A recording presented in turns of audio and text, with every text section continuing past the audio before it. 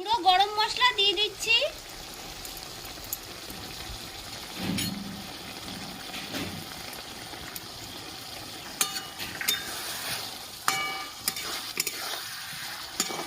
তা বন্ধুরা মাছের ঝাল রেডি। এখন আমি তিল পটল করব।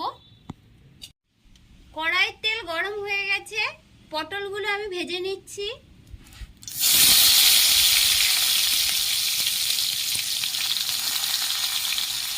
তেলের মধ্যে সামান্য একটু কালো জিরে দিয়ে দিচ্ছি, হালকা লাল করে ভেজে নেব। পটলগুলো লাল করে ভাজা হয়ে গেছে, সামান্য একটু হলুদ দিয়ে দিচ্ছি, সামান্য একটু লঙ্কার গুঁড়ো। এখানে আমি 500 পটল নিয়েছি। 500 পটলের জন্য আমি 50 সাদা